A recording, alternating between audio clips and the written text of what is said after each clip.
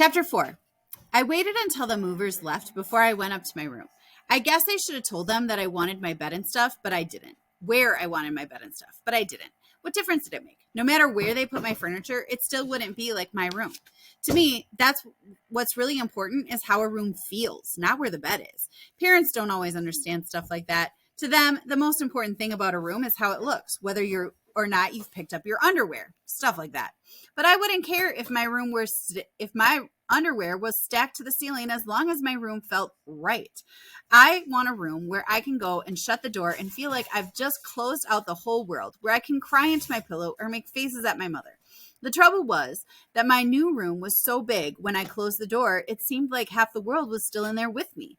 My mother could be lurking around and I could be making faces and not even see her. My closet alone was practically the size of my old bedroom.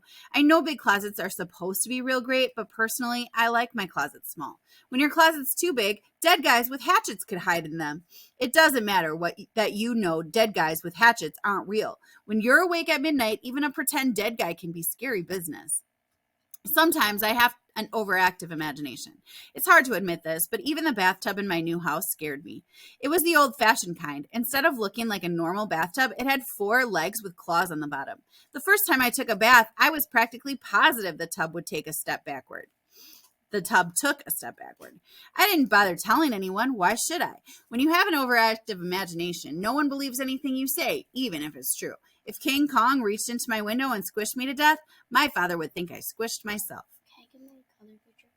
That night, I hardly slept at all. I was scared to death. The more I thought about my closet, the more nervous I got. Not only could one dead guy live in a closet that big, a whole bunch of them could probably squeeze in there together. Take vampires, for instance. My closet could hold 3 to 4 coffins easily.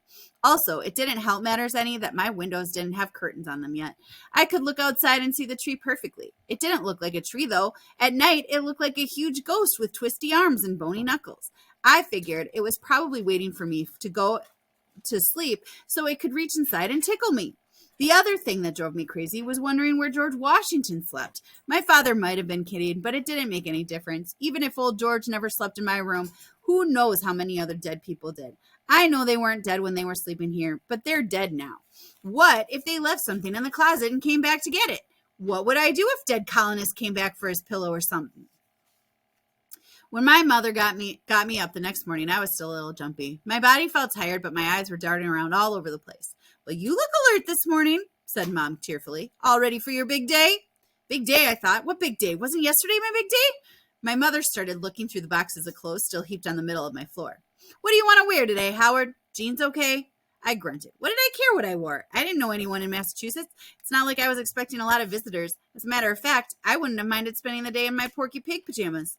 "Well, what's it going to be?" persisted Mom. "What do you think the other kids will be wearing?" That's when everything clicked. She was sending me to school. It was the first day after the move, and she was actually sending me to school. I should have known she'd pull a trick like that. I've got the kind of parents who think that if you miss a day of school, you automatically turn dumb. I can't even fake being sick. I have to prove it. I either have to have a fever or junk on my tonsils. If my nose fell off in the middle of the night and I didn't have a fever, I'd have to go to school and breathe through my mouth. Anyway, after I found out I was going to school, I started feeling really sick. It wasn't like I was actually going to throw up or anything. This kind of sick made my mouth dry out, my stomach churn, and my skin sweat. Just the kind of stuff a new kid needs to make a good impression. I couldn't eat my oatmeal at breakfast. I've always thought oatmeal looks a little like slop, and my poor stomach just couldn't handle it. As we drove to school, my father kept whistling cheerfully, like we were the 7 dwarfs going off to work. He went up to the classroom with me, but he wasn't much help. He said, "Hello, I'm Cliff Jeter, and this is Howard." Then he left. "Thanks for the support, Dad." My teacher's name was Mrs. Walton. She smiled at me and welcomed me to the school. I tried to smile back, but my mouth was so dry my top lip got stuck on my gums. I must have looked like I was making faces at her. She seemed nice, but I knew that didn't mean much. Teachers are always nice when you first meet them. Their true personalities don't come out until something goes wrong in the classroom, like when a fight breaks out during a spelling bee. Anyway, Mrs. Walton talked to me for a few minutes. Mostly she just said a bunch of stuff about how delighted she was to have me in class. Hey, I laughed nervously. I sounded like a real lunkhead. Finally, she assigned me to a desk. It was just in time, too. As I sat down, the other kids started coming into the room. I've thought about it a lot since then, and I've decided that the hardest thing about being a new kid is that everybody gawks at you. That The way the class was staring at me, you might have thought they'd never seen dry gums before. Why did it have to be that way? Would it have been such a big deal for them to just have said hi? I'm not asking for a welcoming speech, just hi, that's all, and maybe somebody to show me to the bathroom. Of course, by the time lunch hour came, no one seemed to notice me at all. It was like I suddenly disappeared. As we were walking to the cafeteria, two kids actually turned their heads away when I looked at them. I guess they thought I was going to try to eat with them or something. When we got there, I was forced to ask a little kid from another class what to do. Hey, I said, tapping him on the shoulder, where do you get milk? From a cow, stupid, he yelled. I glared at him for a second. I don't usually carry a grudge, but in his case, I decided to make an exception. I'm going to wait until I get to be about 200 pounds. Then I'm going to come back and stomp him into the playground. Lunch was awful. I ended up sitting at a table all by myself with no milk. My mother had packed a sandwich and stuff, but I was too upset to enjoy it. Mostly it just tasted like lump. The thing is, when you're eating by yourself, you keep thinking everyone's talking about why you don't have any friends. You look like a real loser, and you feel lonely as anything. It's funny. I used to think that lonely was something you felt when you couldn't find anyone to play with. It's not, though. Even in the lunchroom crowded with kids, you can feel lonely. Loneliness can strike anywhere, just like the stomach flu.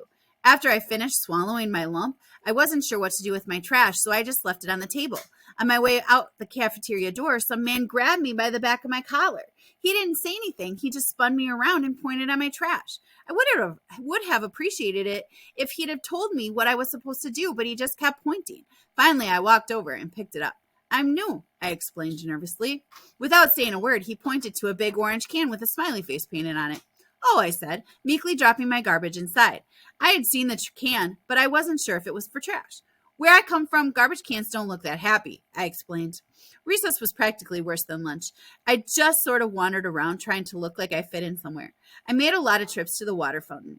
When you go to the water fountain a lot, it looks like you're playing hard and getting thirsty. You've got to be careful, though. After a few minutes, your stomach starts to slosh. I noticed that a bunch of guys from my class had grabbed a ball and were playing soccer across the field. It really made me homesick for Arizona. All I could think about was Roger and Thornsberry and the fun they'd have together on their soccer team. I wondered what the two of them were doing and if I would ever see them again. I wondered if they missed me as much as I missed them. As a matter of fact, I wondered about them so much that after a while, I wondered if I was going to start crying. Hi! The kid behind me sounded familiar, but I knew it wasn't meant for me. How could it be? I was a new kid. No one talks to a new kid. Hi, I said. No one except Molly Vera Thompson, that is. Suddenly, the voice was unmistakable. I turned and looked down. Oh, it's you, I muttered glumly. It wasn't a very friendly greeting, but that's the kind of thing you say when you're depressed. Molly wrinkled her nose cutely and smiled. She was holding hands with someone. This is my friend Sally, she informed me cheerfully. Sally looked scared, like she thought I might hit her. What's wrong with her? I grumbled. Molly just giggled. She's afraid of big kids. One stole her sandwich this morning. I told her you wouldn't, though. You're my new friend Howard Jeepa. Jeter, I corrected, beginning to feel annoyed. Jeepa! Molly repeated cheerfully. I like Jeepa better. It doesn't matter what you like better. You can't go around calling people the wrong name. Why? Because it's wrong, I snapped. I know that, she retorted, but I like Jeepa better anyway. By now, I was almost yelling. Fine, call me any stupid thing you want, but it's wrong. I know that. You already told me that. Suddenly, Sally started to cry. Then she sort of huddled over like she was going to get punched out. Trouble here? Bellowed a deep voice behind me. Slowly, I turned and looked up. It was the same teacher who had grabbed me in the cafeteria. Jeez, what was wrong with this guy anyway? Who did he think he was? Rambo? Quickly, Molly grabbed my hand. Nope, no trouble. I'm Molly Vera Thompson, and this is my new friend, Howard Jeepa. Only I'm not supposed to call him that. Only I like it better. The man frowned and looked at Sally. What's she crying for? Then the three of us just stood there for a second watching Sally bawl. Molly shrugged. Maybe she's crying because she had to eat a hot dog. She had to eat hot once today. Finally, the man just sort of pointed his finger in my face and walked away. If you ask me, some teachers take playground duty way too seriously. As soon as he was gone, I pulled my hand away and put it in my pocket. Look, why don't you two go swing or something? Molly shook her head. Nope, can't. She announced. I don't get to swing for a week. On Friday, I pushed Frankie Boat right off the swing, and now teacher said I have to want a lesson. Fine, go seesaw then, I retorted. Nope, can't do that either. I'm not sure I'm not sure what I did wrong there. All I know is teacher said I can't teeter-totter again until I can act like a lady. But now I was feeling pretty frustrated. This was exactly what I needed. 2 little first grade girls following me all over the playground. Look, I gotta go, okay? You two run along and do whatever it is you do. Suddenly, Molly's face grew serious. You can't go anywhere, Howard. When you're at school, you have to stay at school. If you try to go home, the principal will track you down with Waydall. Frankie Boatwright told me that. Finally, I just took off running. If I didn't, I was going to go crazy. I didn't even think about where I was headed. I just ran across the playground for a minute and then onto the soccer field. Before I knew it, someone was passing the ball to me. I guess all my frustration had built up inside because when I kicked the ball, I booted it so hard that it sailed right over the top of the net. It was probably the hardest I've ever kicked in my whole life. The bell rang then. But on my way back to class, 2 kids came up to me and said, "Nice kick." Maybe it doesn't seem like much, but those 2 words were the best things I'd heard in a long time.